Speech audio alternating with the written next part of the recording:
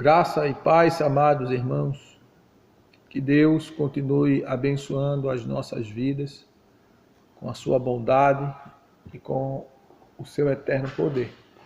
Estamos aqui mais uma vez para falarmos sobre o modelo bíblico para a família.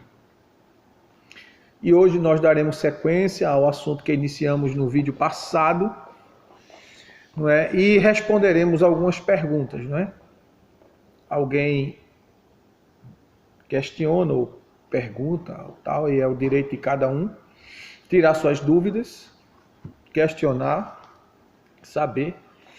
Então, uma das perguntas, as que foram feitas e que são feitas, quando eu falei no vídeo passado na questão um dos primeiros princípios do casamento, no modelo bíblico, é quando o marido e a mulher, ambos eles saem de suas famílias de origem e formam uma nova família. E uma das coisas que eu disse é que a sua família de origem passa a ser agora a sua parentela, não é? E um exemplo disso é quando Abraão chama Eliezer, o seu servo, o seu mordomo, e diz a ele: vai buscar uma esposa para o meu filho lá na minha parentela. Então ele não diz na minha família, ele fala de parentela, a parentela dele, os parentes dele. Então, diante disso, meus queridos, quando um homem e uma mulher resolvem casar-se, eles automaticamente saem de suas famílias de origem, de onde eles nasceram, e vai formar a sua família.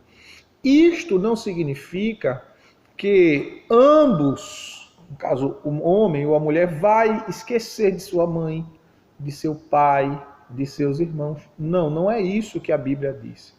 O que a Bíblia diz em Deuteronômio, se não me falha a memória, 27:16, vamos conferir, não é?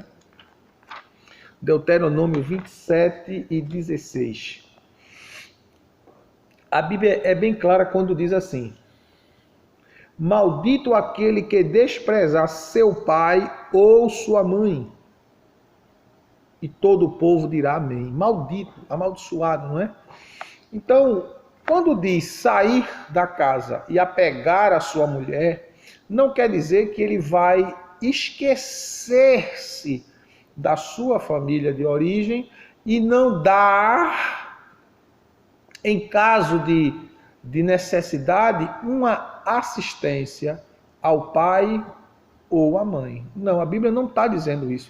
O que a Bíblia está querendo dizer é que ele, quando casa, ela vai agora vai se preocupar com o cuidado de sua casa, de seu marido, de sua esposa e de seus filhos. Diante disso, o apóstolo Paulo responde a uma dessas perguntas que foram feitas a Paulo pela igreja de Corinto, né? Quando os coríntios perguntam a Paulo, fazem várias perguntas acerca do casamento e do desenvolvimento relacional da vida conjugal e familiar. E uma das coisas que o apóstolo Paulo fala, lá no capítulo 7, vamos lá para o capítulo 7 de 1 Coríntios, o versículo é o 32 em diante.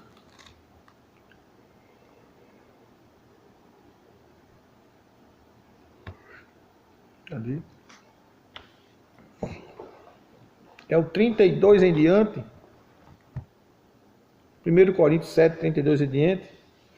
Ele diz: eu bem quisera que estivesseis livres de cuidado. O solteiro cuida das coisas do Senhor, em como há de agradar ao Senhor. Mas o casado cuida das coisas do mundo, em como há de agradar a sua mulher. E está dividido. A solteira cuida das coisas do Senhor para ser santa, tanto no corpo como no espírito. Mas a casada cuida das coisas do mundo, em como há de agradar o marido ou ao marido. Então, quando você vê aqui a expressão de Paulo, quando ele diz que queria que os irmãos ficassem livres do excesso de cuidado que há na questão matrimonial, na questão do casamento.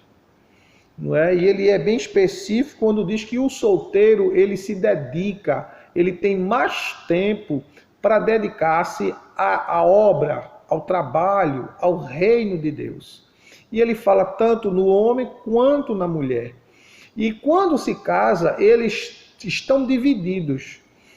Porque a responsabilidade dele passa a ser não só mais o reino de Deus, a obra de Deus, o povo de Deus, a vontade de Deus dentro da questão da vida de solteiro, no amplo tempo que ele terá para se dedicar. Mas ele agora está dividido em cuidar da casa, da mulher e dos filhos, e ao mesmo tempo cuidar do reino, da obra e da vontade de Deus. Não é que quando você vai se dedicar a cuidar da sua família, da sua casa, da sua esposa, dos seus filhos, não significa que você abandonou o reino de Deus. Não. Mas você está dividido, porque você tem uma missão a mais agora. A sua missão antes era pregar, falar, ensinar, tinha mais tempo de orar, de jejuar, de se consagrar. Agora você está dividido. Até para você entrar em oração e em jejum, você vai precisar entrar em acordo com a sua mulher. Por um determinado período, como diz o capítulo 7 de 1 Coríntios, verso 3 a 5, o apóstolo Paulo diz que quando o casal quiser se dedicar à oração e ao jejum, eles vão precisar entrar em acordo para que Satanás não entre na relação, no casamento, na intimidade do casal e traga uma desconstrução conjugal. Visto que ele optou pela instituição divina, que é o casamento, então ele agora precisa dedicar tempo tanto a um como ao outro. Visto que a própria palavra, o próprio apóstolo Paulo diz, no capítulo 5 e verso 8 da primeira carta dele a Timóteo, vamos ver? 1 Timóteo capítulo 5 e versículo 8. Se, porém, alguém não cuida dos seus parentes, principalmente dos da sua casa, negou a fé e é pior que o incrédulo.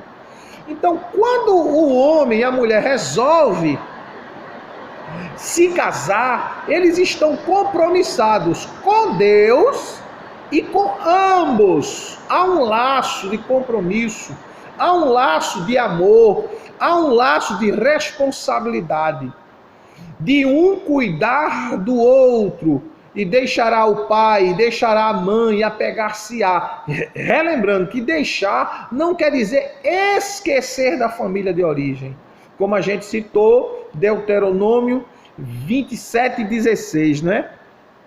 Que a gente precisa entender o contexto de cada coisa que é dita na palavra de Deus, para que a gente não confunda o texto, criando um pretexto para pecar contra Deus, contra a palavra e contra o seu próximo. E o seu próximo, mais próximo de você, é o seu pai, é a sua mãe, é o seu irmão, é a sua irmã, e após isso é a sua esposa, que se tornou a próxima, mais próxima de você, ou seu esposo que se tornou o próximo, mais próximo de você. Vou pegar água aqui que...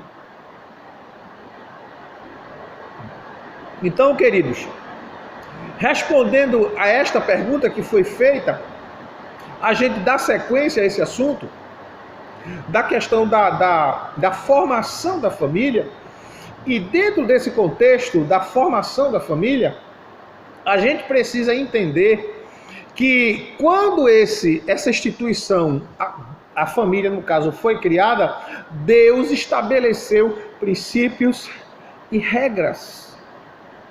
Desde o começo, desde o começo. Não foram criadas agora, foram criadas lá no Jardim do Éden. Deus estabeleceu isso.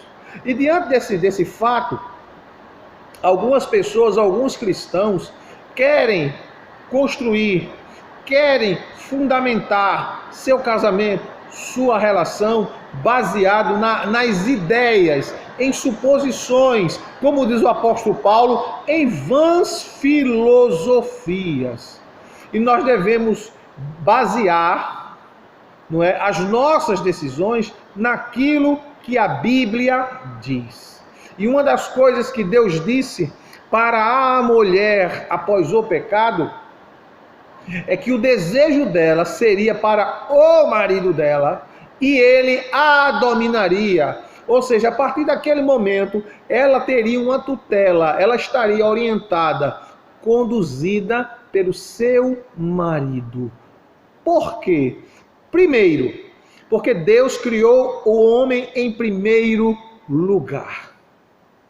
A mulher, ela não é inferior ao homem, mas ela está submissa à autoridade do homem por princípio, porque o homem foi criado primeiro, então ele veio primeiro. E o princípio de Deus é que ele é o cabeça da mulher, porque ele foi criado primeiro, não porque ele é melhor do que a mulher.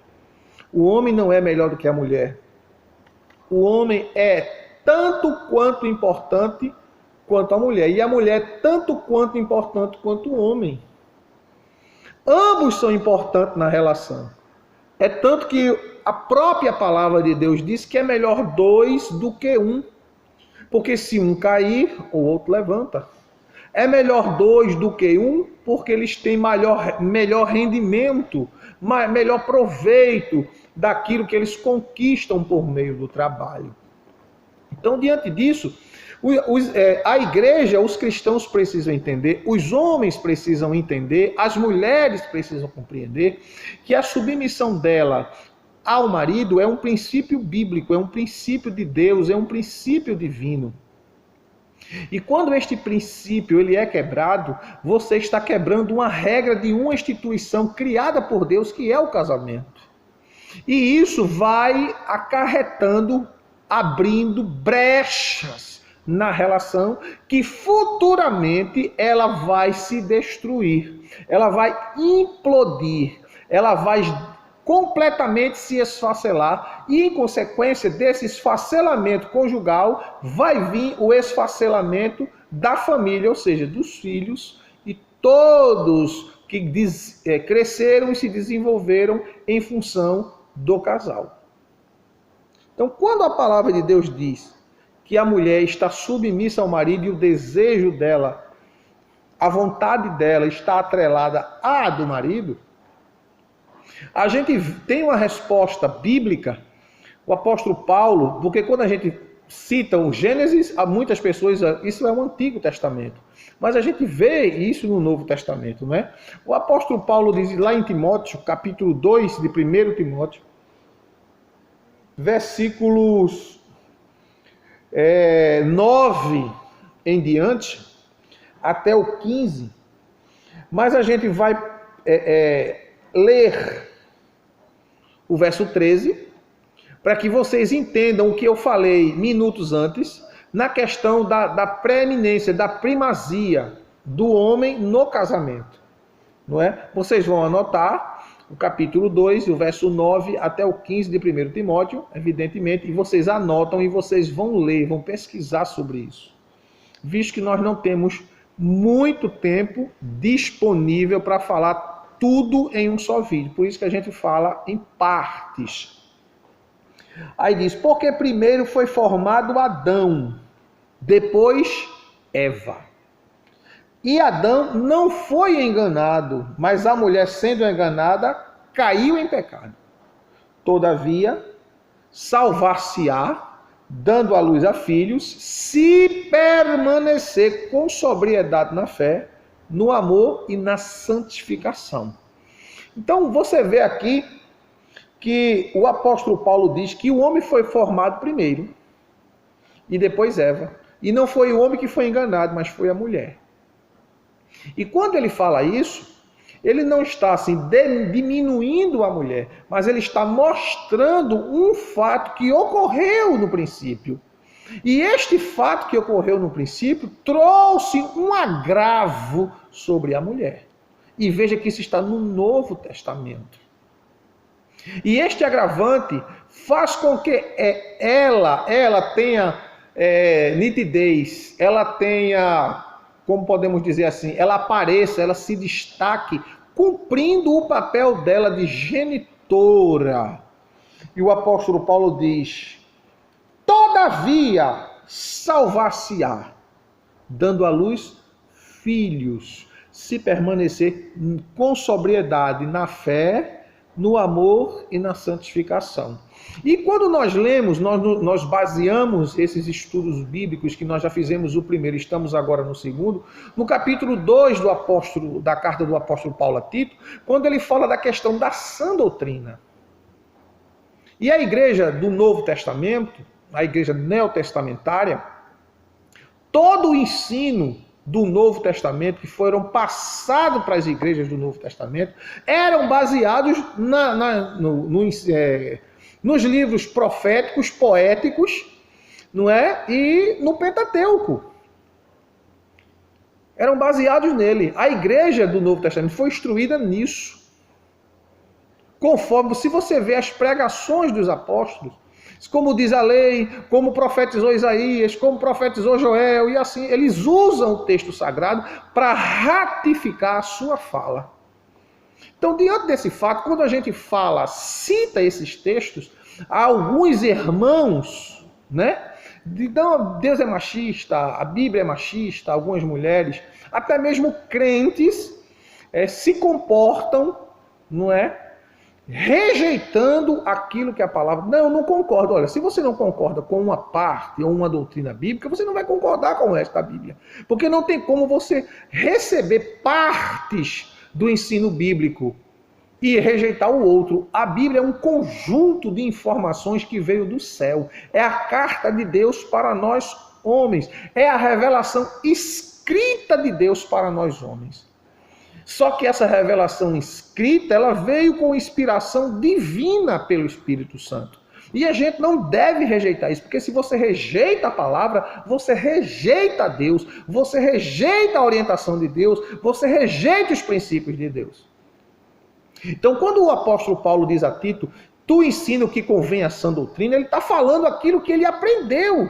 Paulo era um doutor da lei, Paulo era um poliglota, era um erudito, era um extremo conhecedor das Sagradas Escrituras. O Novo Testamento ainda não estava fechado.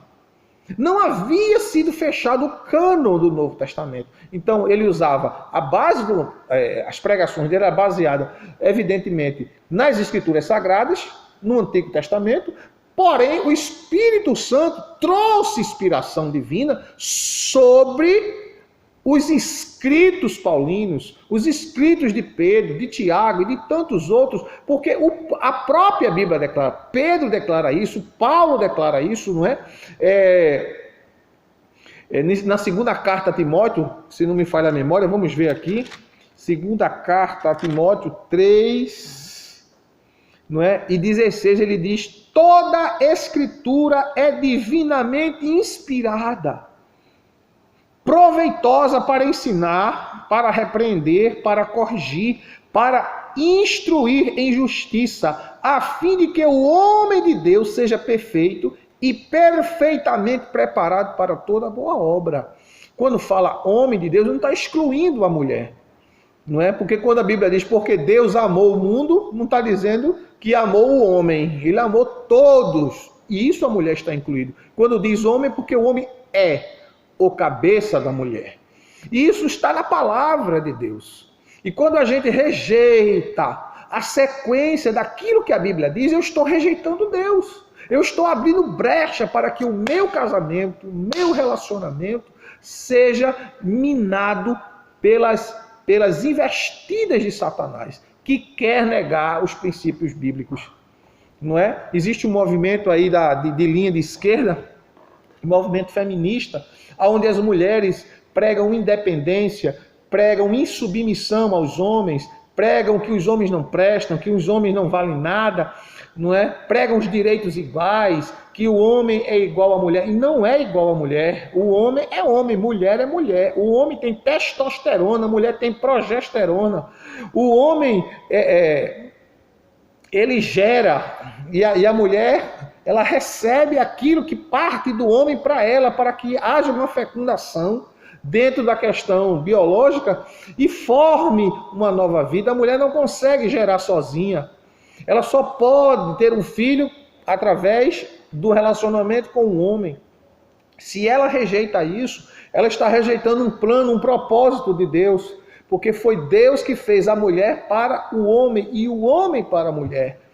E assim sucessivamente. É uma cadeia, é uma sequência bíblica que está sobre nós.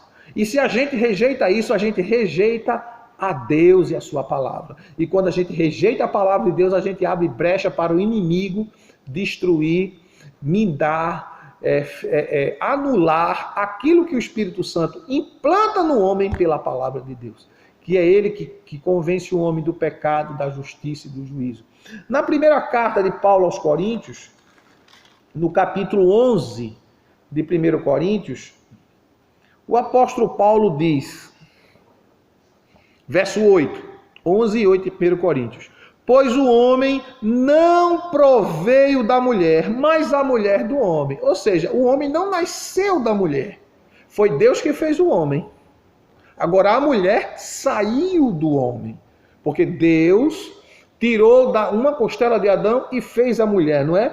O homem não foi criado por causa da mulher. Versículo 9 do capítulo 11 de 1 Coríntios. Mas a mulher por causa do homem.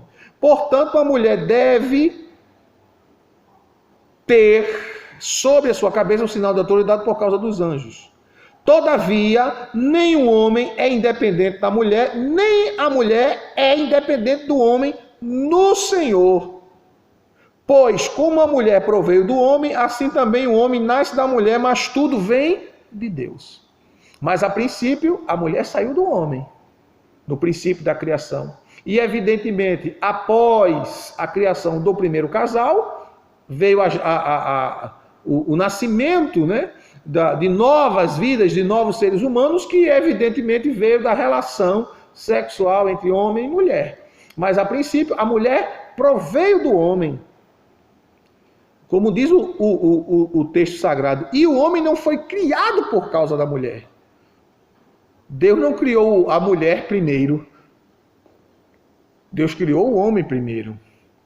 O texto sagrado diz, mas a mulher foi criada por causa do homem, e viu Deus que não era bom que o homem estivesse só. Foi Deus que viu a necessidade do homem ter a mulher, não foi Deus que viu a necessidade da mulher ter um homem.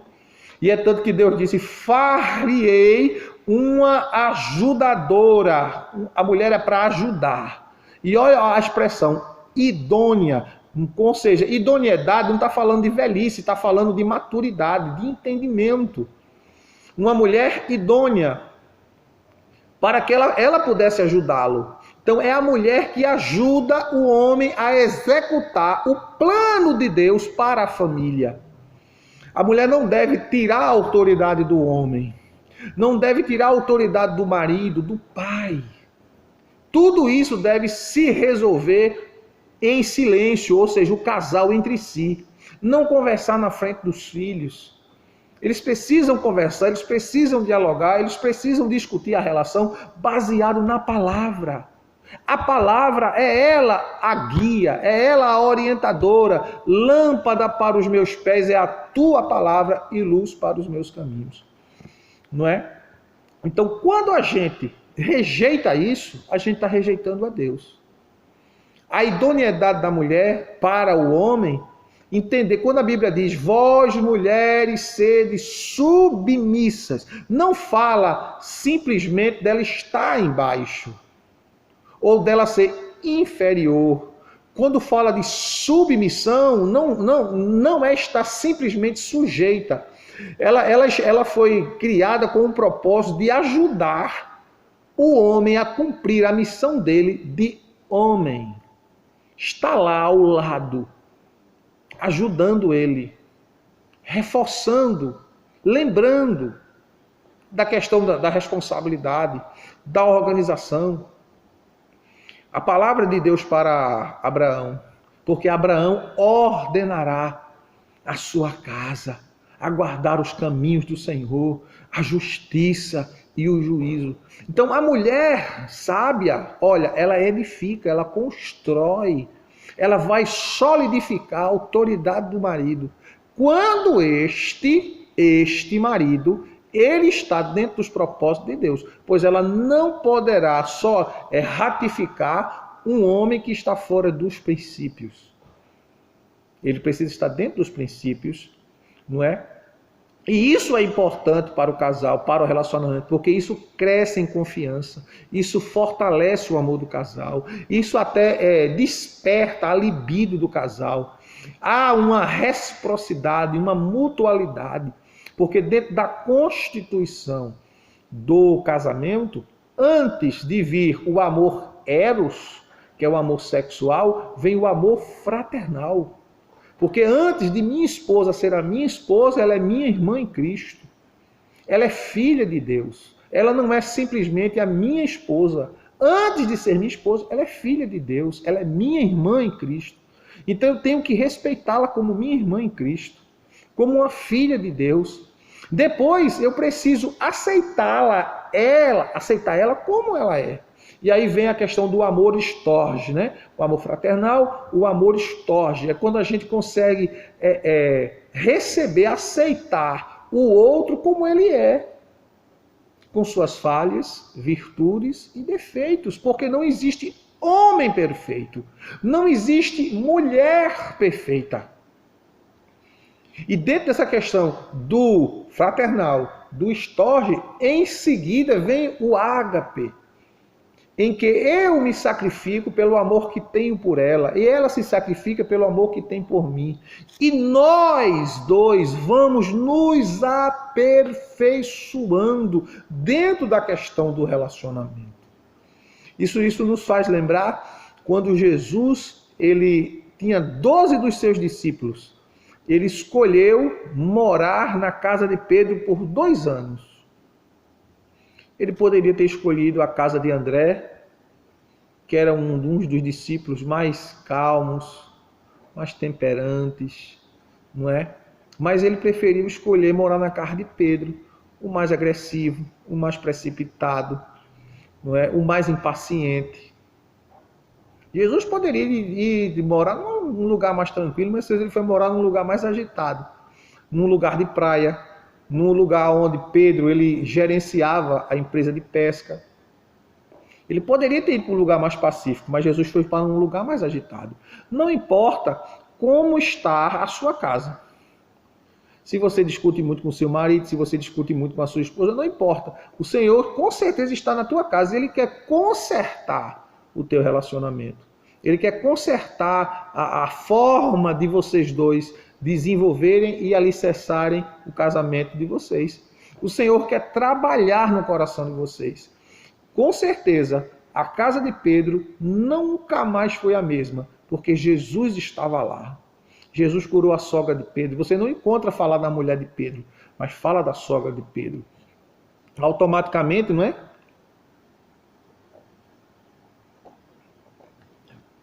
A cura da sogra de Pedro, isso trouxe mais um fortalecimento no relacionamento de Pedro e sua esposa, porque Pedro tinha trazido de fora um homem para morar em sua casa. E isso possivelmente as mulheres não gostam, né? Uma terceira pessoa que não era da família vir morar em sua casa, só que foi Jesus que foi morar na casa de Pedro. Então, nunca diga, meu casamento está destruído, está acabado, não tem jeito. Tem jeito. Se você voltar-se para a palavra, seja você quem for, pastor, evangelista, presbítero, diácono, não importa o seu título. Jesus não vem arrebatar a igreja por títulos ou dons espirituais. Jesus virá arrebatar os santos, os fiéis da terra. Então é necessário que nós Busquemos os princípios bíblicos para que o casamento seja fortalecido. Quando o texto sagrado diz, como eu citei no vídeo anterior, se o Senhor não edificar a casa, em vão trabalham os edificadores. Ou seja, dentro das questões éticas e morais, o homem ele pode construir. Mas se não tiver os princípios espirituais acima disso aí, isso vai desmoronar. Isso vai se acabar. Porque por mais princípios éticos e morais, mesmo que esses princípios éticos e morais partam de Deus, tem que ter uma coisa que está acima disso aí. E isso chama-se princípios espirituais. Esses princípios espirituais, eles sustentam os éticos e os morais. Se o Senhor não edificar a casa, em vão trabalha os edificadores. Ou seja, eu posso construir meu casamento dentro do respeito, dentro da ética, dentro da moral.